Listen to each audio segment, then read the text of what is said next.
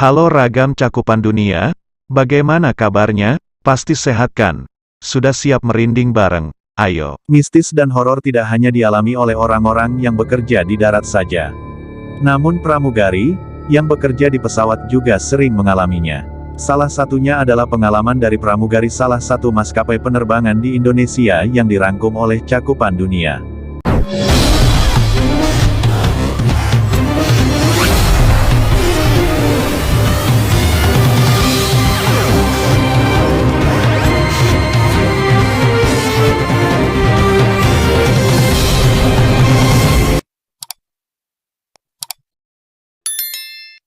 Saat itu, pramugari bernama Vina sedang menjalani penerbangan dari Jakarta menuju sebuah kota kecil di Kalimantan. Pesawat yang ditumpanginya adalah pesawat terakhir pada malam itu. Kabin kru dalam penerbangan itu ada 4 orang terdiri dari 2 orang pramugari dan 2 orang kokpit kru. Sebelum terbang, Vina beserta awak kabin lainnya bersiap-siap. Dan Vina mendapat tugas untuk mencatat jumlah penumpang. Penerbangan saat itu sangat sepi, hanya ada 15 penumpang saja. Ketika sudah saatnya akan terbang, kapten pesawat mengajak untuk briefing dan Vina mendapat tugas untuk bertanggung jawab di stasiun bagian belakang. Tidak lama kemudian penumpang boarding dan pesawat pun take off. After take off, Ana juniorku datang ke gali belakang dan dia ngajak aku ngobrol dan ia ngajak aku ngopi. Aku pun mengiyakan, kata Vina.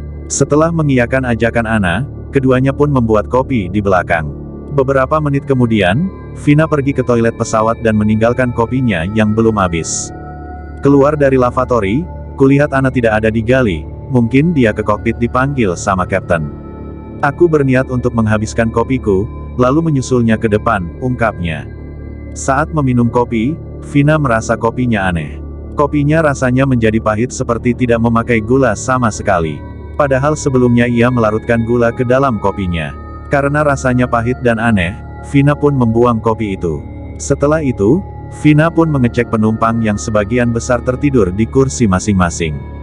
Saat sampai di stasiun depan, ternyata Ana tidak ada. Vina berpikir mungkin Ana masih berada di ruang kemudi bersama kapten.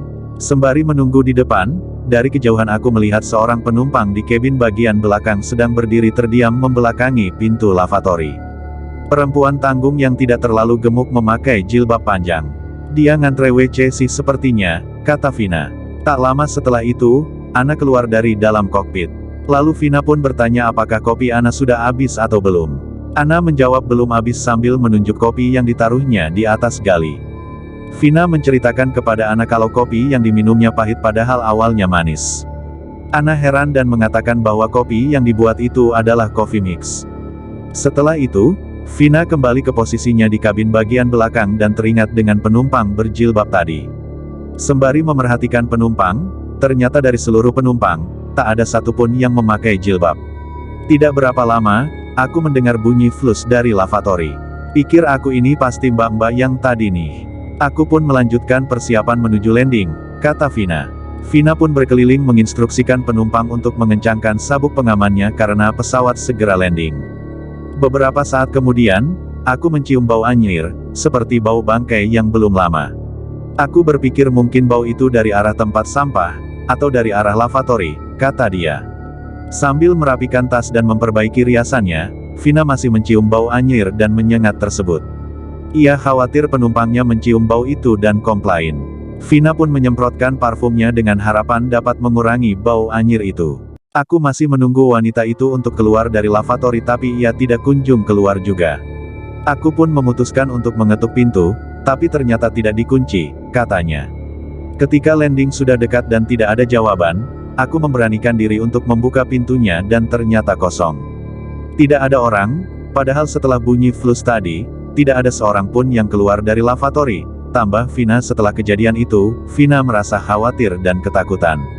Setelah landing dan semua penumpang telah turun, Vina pergi ke kabin depan berbicara ke petugas ground staff sambil meminta Ana untuk mengecek kokpit, jika butuh sesuatu. Setelah semuanya clear, Vina kembali ke kabin belakang ditemani dengan petugas ground staff untuk mengambil tas dan dompetnya untuk membayar makanan yang ia pesan. Baru sampai kabin bagian tengah, kami berdua lihat-lihatan. Karena samar-samar terdengar suara orang sedang berzikir dari kabin belakang.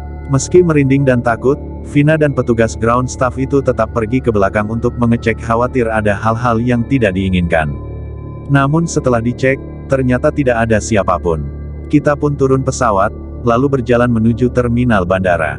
Sesampainya di terminal, aku buka HP dan ternyata mas-mas ground staff tadi ternyata WhatsApp aku dan dia bilang, "Maaf ya Mbak, sebenarnya tadi saya mau ngomong langsung di atas tapi saya takut. Saya lihat ada penumpang di kabin belakang berdiri nyender ke pintu lavatory pakai jilbab panjang kayak mukena. Makanya saya ajak Mbak Vina buat cepet-cepet turun," ungkapnya. Tanganku gemeteran, aku nggak bisa berkata apa-apa. Mengingat sosok yang sama seperti yang dibicarakan mas ground staff-nya, pungkasnya. Itulah dia kisah mistis yang dialami oleh pramugari. Bagaimana, apakah antar kepikiran mengenai cerita Vina? Buat teman-teman Cakupan Dunia, jangan lupa like, komen dan subscribe channel YouTube Cakupan Dunia, agar kami makin bersemangat untuk mengupload konten misteri dan horor lainnya. Terima kasih.